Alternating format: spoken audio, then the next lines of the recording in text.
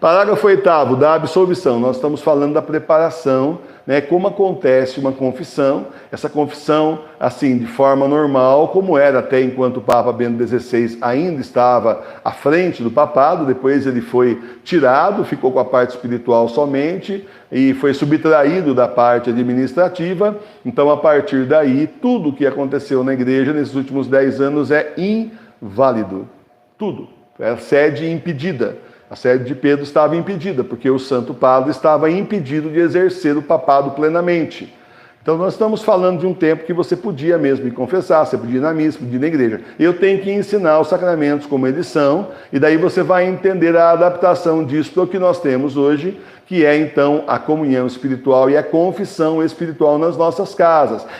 Puxa vida, mas olha só, vamos ficar sem confissão? Não, eu falei confissão espiritual e comunhão espiritual na sua casa. Eu disse isso.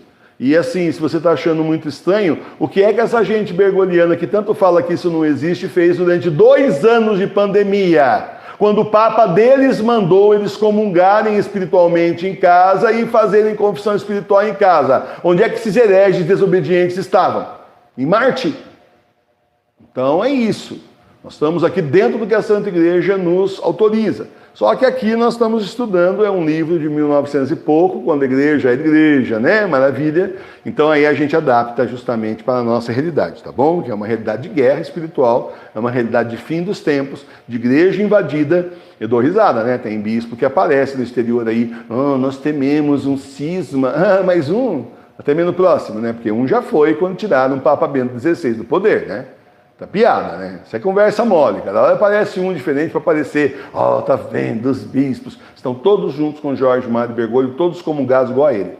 E se você não lembra, ou se você está chegando agora, fazer o favor de assistir então aquele vídeo da Amada Sofia lá no canal Servas da Sagrada Face.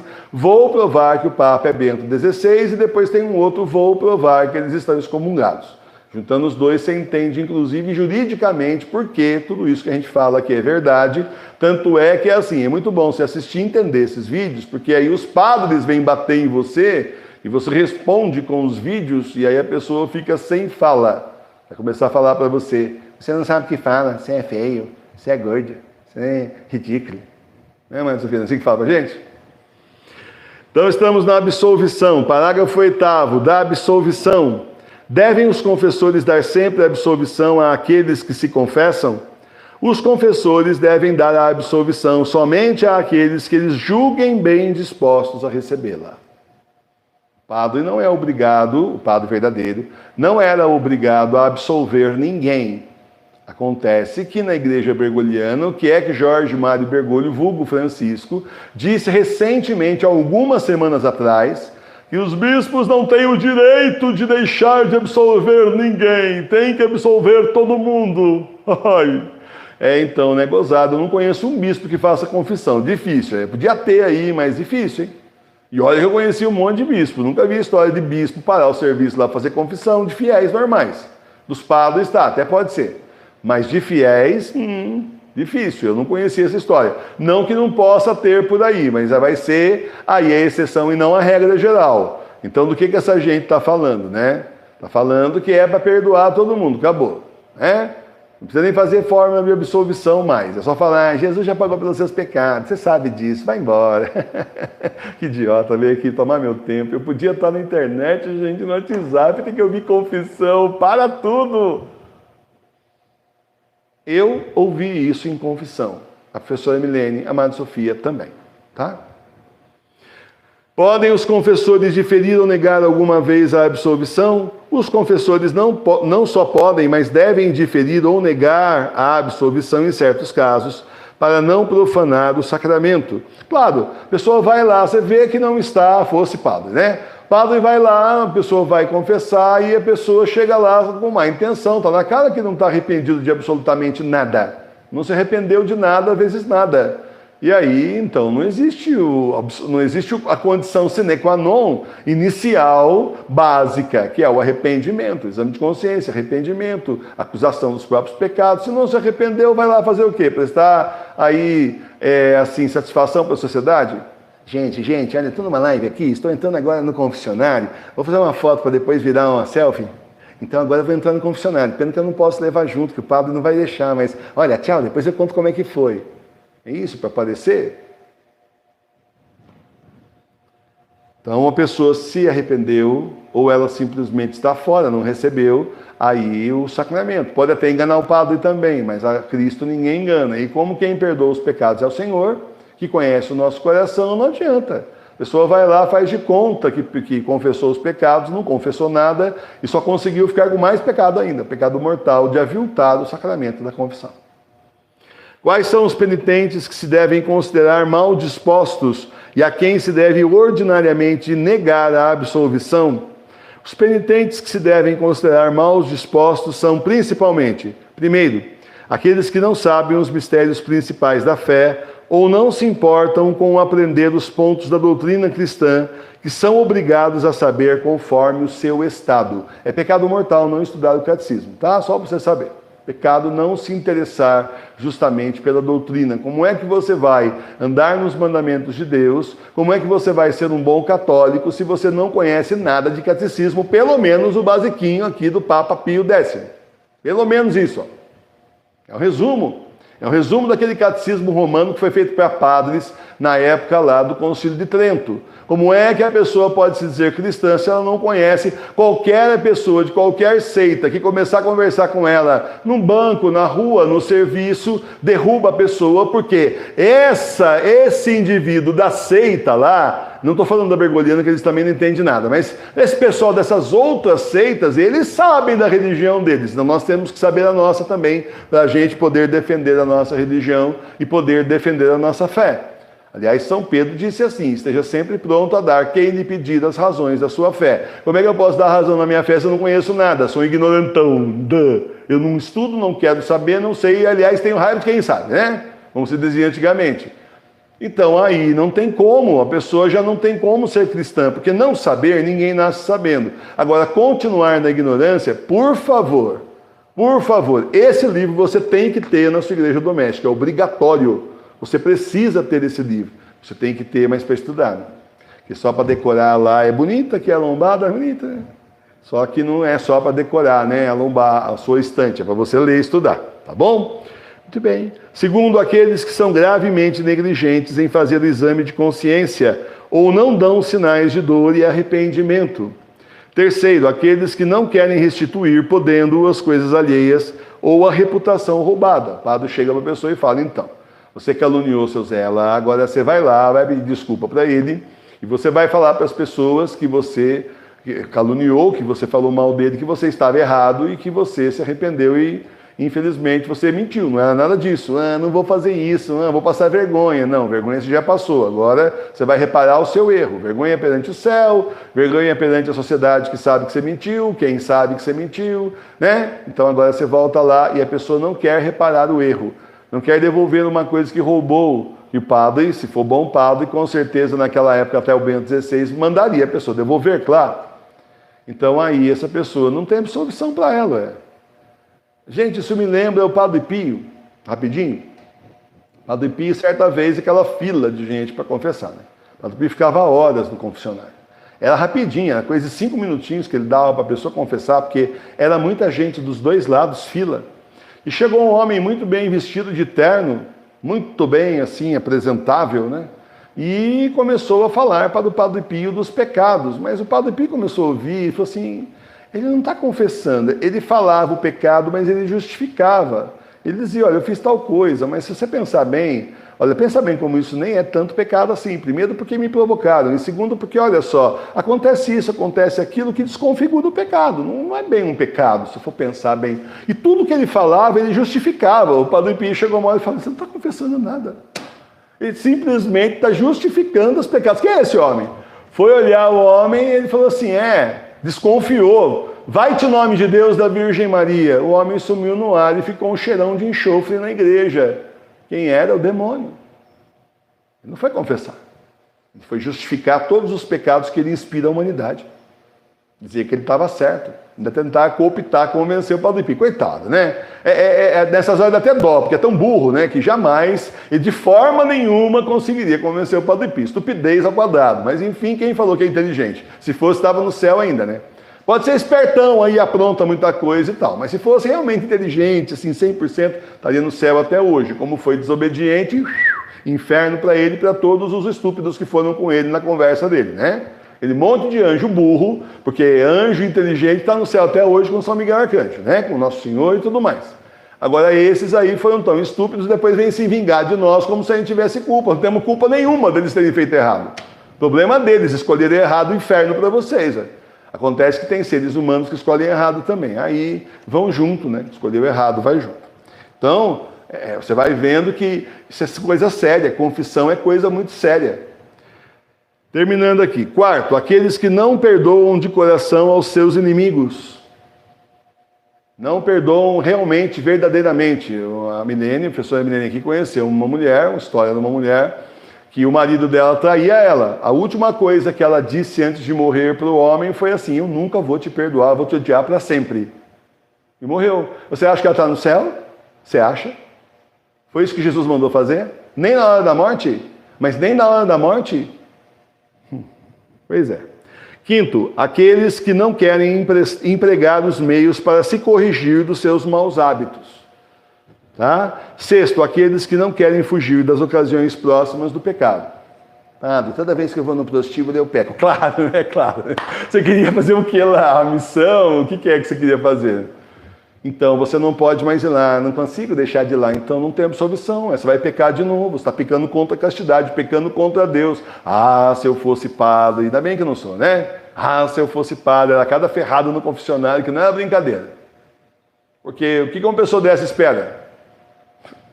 É condenação, gente. A pessoa vem, ela sabe que está errado, ela confessa, mas não sai do pecado. Não evita a ocasião do pecado, vai continuar na ocasião do pecado. Ah, tenha dó.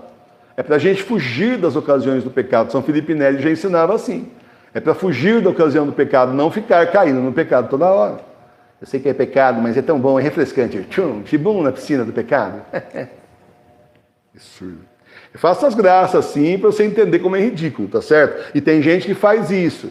Tem gente que é desse jeito. Pode não fazer vozinha e pode não ser com cara de idiota, mas vai no pecado de novo. Se vocês pensarem que na estrada que liga a minha cidade, a cidade vizinha, tinha um prostíbulo, fechou. A gente falou, glória a Deus, parar de perder essa turminha da roça aqui, com esse tipo de mulher que está ali. Glória a Deus. Abriu na outra estrada que vai para a cidade principal. Big de um pontão, assim. Você fala assim, como é que uma prefeitura autoriza isso, né? Como é que pode, né? Não sei se é a mesma turma também, que graças a Deus não conheço isso e nunca fui nesses lugares, de verdade. Mas se tivesse sido, falava também, mas acontece que eu não fui. E aí você olha, como é que pode? Não sei, né? Vai ver, sei lá, se alguém da administração que autorizou, sei lá, você não está lá também, aí não sabe, mas tem um mistério aí. Como é que pode permitir, né? Não há excessivo rigor da parte do confessor em diferir a absolvição ao penitente em que ele não julga ainda bem disposto? Não. Não há excesso de rigor no confessor que difere a absolvição de tal penitente, porque não o julga ainda bem disposto. Há antes caridade, pois procede como um bom médico que tenta todos os remédios, ainda os desagradáveis e penosos, para salvar a vida do doente. Aliás, deixa eu completar que é assim. O padre está vendo que o indivíduo está no pecado, não está nem aí, não está querendo sair do pecado. Ele quer absolvição, mas não quer sair do pecado. O padre vai e absolve a pessoa. E daí quem pecou junto a Cristo agora era um pecador só, agora são dois. O padre está em pecado também. Está vendo que não pode fazer e faz.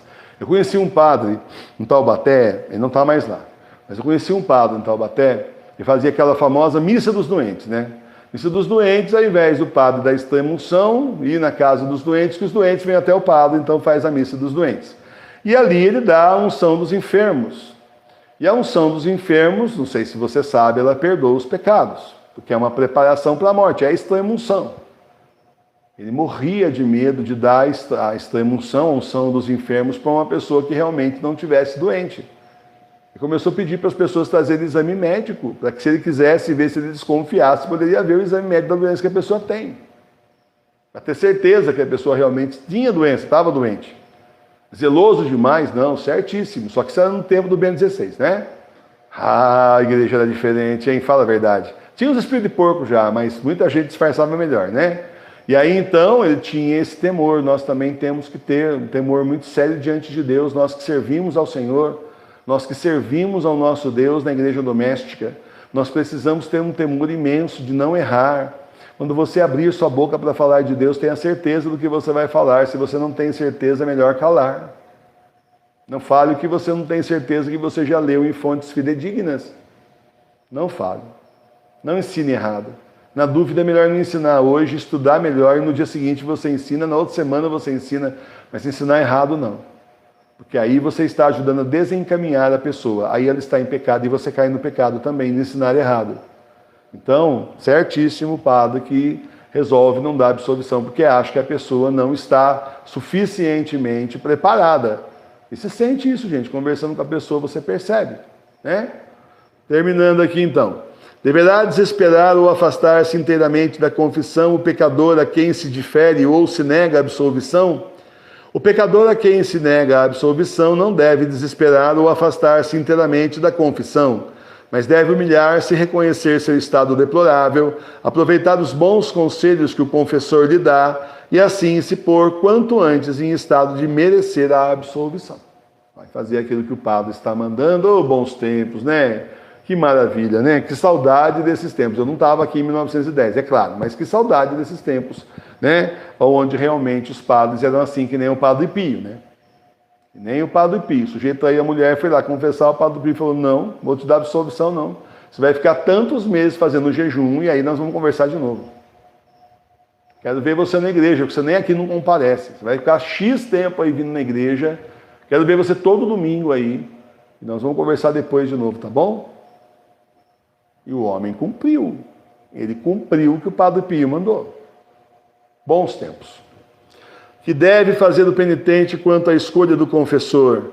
O verdadeiro penitente deve encomendar-se muito a Deus para escolher um confessor piedoso, douto e prudente, e deve depois entregar-se às suas mãos e submeter-se a ele como ao seu juiz e médico. Como eu disse, muito bons tempos, né? Hoje em dia está difícil da gente poder cumprir essas coisas todas. E também não está. Está e não está. Porque na confissão espiritual, você confessa por intercessão do Padre Pio com o nosso Senhor Jesus Cristo, que no fim das contas é Ele que absolve os seus pecados. O padre você pode enganar, mas a Cristo ninguém engana. Então a pessoa vai lá e faz uma confissão falsa. Ela faz uma confissão mentirosa, ela mente, o padre fica até comovido, nossa, que beleza, mas a pessoa não se arrependeu nem isso aqui dentro do coração dela. O padre pode dar absolvição, ele pode ser enganado, é um ser humano, mas Deus ninguém engana. Não nosso Senhor.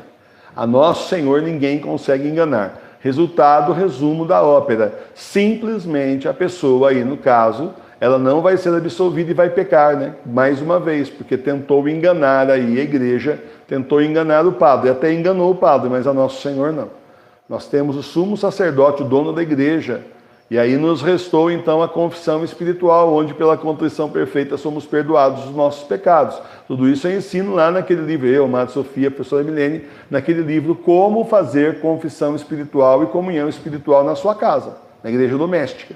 E também nós temos lá um exame de consciência, assim, bem completo mesmo. Não vou dizer que tem 100% dos pecados, mas acho que uns 90 e tantos tem lá, né? Que foi feita, assim, uma lista mesmo profunda dos pecados que se pode cometer, até para a pessoa fazer um exame de consciência bem jóia e fazer aquela famosa confissão, assim, total, né?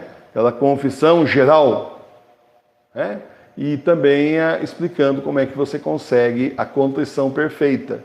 Então, um material muito bom, realmente fácil de ler, mas imprescindível para você ter na sua igreja doméstica, porque foi assim que o Senhor se deixou a nós, e é assim que o Senhor, então, usa os sacramentos que nós podemos ter na nossa igreja. A gente faz confissão espiritual uma vez por mês, quem já é mais velho de casa sabe disso, mas nunca ninguém confessa aqui. Professor Emília, eu fiz tal coisa, quer nem saber do seu pecado. Na hora que você está confessando, eu estou confessando o meu também, faz favor, a gente confessa junto, mas assim, espiritualmente juntos. Não é confissão comunitária, que não pode fazer confissão comunitária, a não ser que seja realmente um caso de vida ou morte. Tá? Um navio afundando, o Titanic afundando, um único padre lá, junta 500 pessoas e vamos fazer confissão então comunitária, que não vai dar tempo. O navio está afundando, aliás, a água está chegando na minha canela já, então vamos confessar. Quem se salvar depois confessa de novo aí com um padre em terra seca, mas agora vai ser assim, para quem morrer está confessado. Tá certo? Não é isso também, é confissão espiritual. E vou contar para vocês que os frutos são muito grandes. A gente sai realmente da confissão espiritual, é ou não é? Sentindo que a gente confessou, certo? Abençoado e perdoado, se você faz uma boa confissão, a confissão certa, do jeito que a gente já não se sentia mais quando ia na igreja bergoliana, sem saber que ela era bergoliana.